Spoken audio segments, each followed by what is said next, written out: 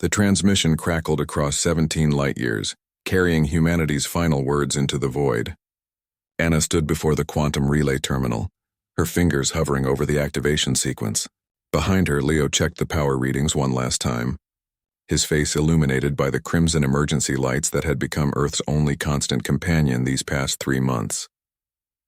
"Signal strength is optimal," Leo said, his voice steady despite the tremors shaking the underground bunker. "We've got maybe 10 minutes before the Kethran fleet finishes glassing the surface above us." Anna nodded, her jaw set with determination. The Kethrans had made their intentions clear when they arrived. Humanity was to be exterminated, their planet stripped of resources, their very existence erased from galactic memory. They had broadcast their decree across every frequency, translated into perfect English through technology that made humanity's best achievements look like children's toys. But the Kethrans had made one critical mistake. They had underestimated what desperate humans could accomplish in 3 months. "Beginning transmission," Anna announced, pressing her palm against the biometric scanner. The terminal hummed to life, drawing power from the fusion reactor buried 3 miles beneath their feet, the last functioning reactor on Earth. The message was simple, encoded in mathematics that any spacefaring civilization would understand. But its content would shake the foundations of the Kethran Empire. Leo pulled up the tactical display, showing the positions of the Kethran vessels in orbit, hundreds of them, each one capable of reducing a continent to ash. 3 months ago, Earth's combined military forces had lasted exactly 47 minutes against them. The aliens possessed energy shields that absorbed nuclear weapons like raindrops, weapons that could split tectonic plates, and faster-than-light drives that defied every law of physics humanity had ever discovered. "They're receiving it," Anna said, watching the data stream. "Fleet Command is analyzing the transmission now." Above ground, what remained of Earth cities burned. 3 billion souls had perished in the first week. The survivors had retreated underground, into bunkers and caves and subway tunnels where they waited for the inevitable. The Kethrans were methodical in their extermination, patient and thorough. But humanity had not been idle in those underground warrens. Leo remembered the day they'd discovered it, the old SETI archives, buried in a server farm beneath New Mexico. Decades of radio telescope data, swept up automatically and stored without analysis. Dr. Sarah Chen had been searching for anything useful, any information about the Kethrans that might give Earth's defenders an edge. What she found instead changed everything. The signal had come from deep space, from a region the Kethrans called home.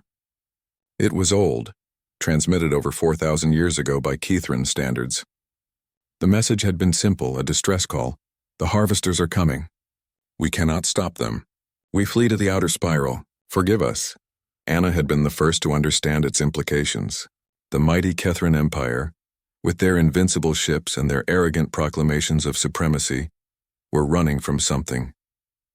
They hadn't expanded across the galaxy through conquest and strength. They were refugees fleeing from some greater threat, taking what they could from younger civilizations too weak to stop them. But Anna and Leo hadn't just found one message. They'd found 17 more, each from a different Kethran colony, each describing the same terror. The harvesters, ancient machines that consumed entire star systems, converting matter into energy with terrifying efficiency. And now, humanity's final message was broadcasting those coordinates, those distress calls, and one additional piece of information: the current location of the Kethran fleet, orbiting Earth. "They're breaking formation," Leo said, his eyes widening as the tactical display shifted. "Fleet Command is..." "They're arguing. I'm reading massive power surges across their network." Anna allowed herself a cold smile. They understand. The harvesters had been searching for the Kethrans for 4 millennia, following the trail of their exodus across the galaxy. The Kethrans had been careful, jumping from system to system, never staying long enough to leave traces, always moving toward younger, less developed regions of space where the harvesters rarely ventured. Until now, humanity's quantum relay was powerful enough to punch through subspace and broadcast across 1,000 light-years. The message was simple: the Kethrans are here. Coordinates attached. "Kethran fleet is retreating," Leo reported, his voice barely above a whisper. "They're going FTL, all of them. They're abandoning the attack." Anna slumped against the console, exhaustion finally catching up with her. 3 months of sleepless nights, of watching her world burn, of racing against extinction to find something, anything, that might save humanity. Will they come? Leo asked. The harvesters? Eventually, Anna replied. Could be years. Could be decades. But the Kethrans can't risk it. They've spent 4,000 years hiding, and we just lit a beacon pointing straight at them.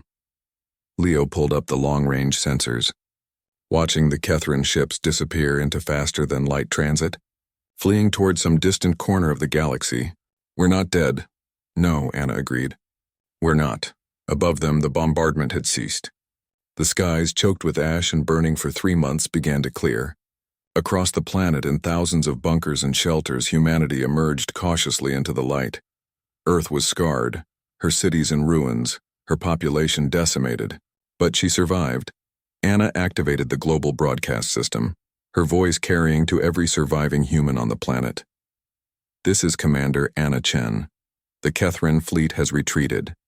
Earth is secure. We have work to do. Leo stepped beside her, looking at the ruins displayed on their screens.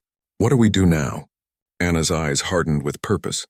Now we rebuild. We learn everything we can from what the Kethrans left behind, and we prepare. For the harvesters? No, Anna said quietly. For the day we find the Kethrans again. They started this war, and humanity never forgets. The quantum relay continued its broadcast, sending humanity's message into the stars. You came to our world seeking easy prey. You found something else entirely. We are humanity. We don't surrender. We don't forget. And we will never stop coming. In the ashes of Earth, something new was being born. A species that had looked extinction in the face and laughed. A species that would take its place among the stars not as victims, but as survivors. The Kethrans had wanted to erase humanity from existence. Instead, they had forged something far more dangerous. The end.